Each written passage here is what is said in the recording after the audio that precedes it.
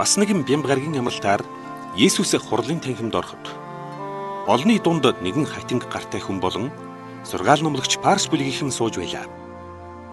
Тэр хүний гарыг Бямбгаргийн амралтаар эдгээвэл Парс хүмүүс Есүсийг буруутгах санаатай ажиж байлаа. Нааш ирэхтэн энд зогс гэж Есүс хатинг гартай хүнд хэлээд Парс хүмүүст хандаж ертөнцийн эзний тогтоосон хуулийн дагуу Бямбгаргийн амралтаар хүнийг аврах нь зөв үү, алах нь зөв үү гэж тэднээс асуулаа. Парс хүмүүс хариу өгч чадсангүй. Тэдний бух шиг зөрүүд тэнэг байдлыг Есүс үүр хилэнтэйгээр харамсан харснаа.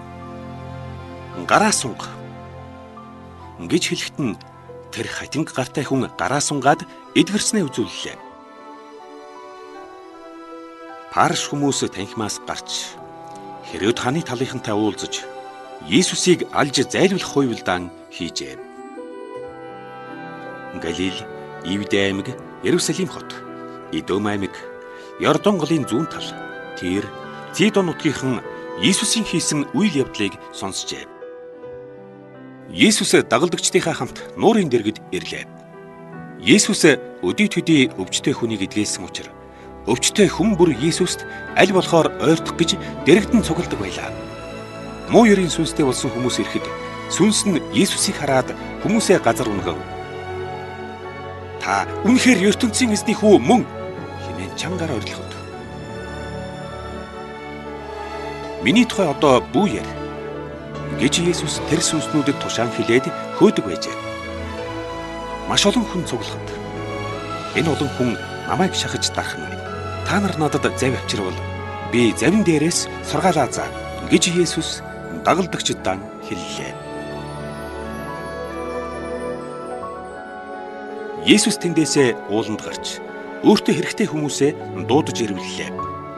Петр гэж Есүсийн нэрлсэн Симон, Бунерэг гэж нэрлсэн Зеведеяхын Яаков Йоган гэдэг ах トゥ хоёр. Бунерэг гэдэг нь Тэнгэрийн дуу гэсэн утгатай. Андрэ, Филипп, Бартоломай, Матай, Томас, Алфайны Яаков, Тадай, Зелот намын гишүүн Симон, Есүсийг дайсанд барьж өгөх Хариот хотын Иудас. Энэ 12-ыг сунгаж та нар миний төлөөлөгч болж надтай явна. Газар сайгүй явж ард олонд гайхамшигт үннийг тунгаглах болно. Гэт тэдэнд муу ёрийн сүнс зайлуулах их хүч чадлыг өгөөд өөрийнхөө төлөөлөгчөөр томилжээ. Есүс ямар ч айлд орсон олон хүн цугладаг болсон тул дагалдагчдын хамт хоолч идэж чадах юм болсныг төрөл садан нь сонсоод Есүс солиорхон гэж бодоод олж авчирхаар явлаа. Хэдэн сургаал номлогч Иерусалим хотоос ирж Есүс Беэлзебул гэгч муу ёрийн сүнстэй болсон байна. Беэлзебул бол муу ёрийн сүнснүүдийн хаан учраас Есүс түүний хүчээр л муу ёрийн сүнснүүдийг амархан зайлуулдаг юм гэж хэллээ. Есүс тэднийг дуудаж уулзаад сургаалт үлгэр хэлэхдээ адгийн муу ёрийн сүнс өөрийгөө хүнээс зайлуулж чадахгүй. Жишээлбэл хаан тулс дотроо байлдвал оршин тогтнож чадахгүй. Бас айлгэр дотроо зөрөлдвөл удаан байж чадахгүй.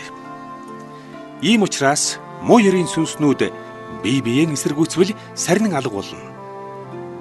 Муу ёрийн сүнс бол асар их чадaltaй хүн шиг юм. Чадaltaй хүнийг барьж хүлхээс нааш хинч гэрт нь орж эд хөрөнгийг авч чадахгүй. Харин хөлсний дараа юмыг нь авахд амархан болно гэж хэлжээ. Өөрийг нь муу ёрийн сүнстэй хэмээн ярьж байгаа хүмүүсийг Есүс буруу замд орхоос нь болгоомжлуулж сонсогтун. ертөнцийн эзэн хүний хийсэн ямар ч муу муухай гэмт хэрэг хараал зүхлийг уучлж чадна. Харин түүний ариун сүнсийг хараасан хүн мөнхийн гэмтэй байдалд орж ертөнцийн эзнээс үрд уучлалт авч чадахгүй болно гэж хэлжээ.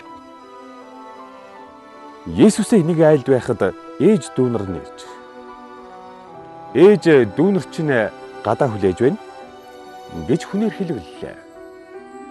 Есүс дэрэгдээ сууж байгаа хүмүүсийг тойрволон харж тэд бол миний одоогийн ээж дүүнэр юм. Харин миний дэргэд буй энэ хүмүүс мөнхийн ээж дүүнэр минь юм ертөнцийн эзний үгийг дагсан бүхэн миний мөнхийн ээж дүү нар болно гэж хэлжээ.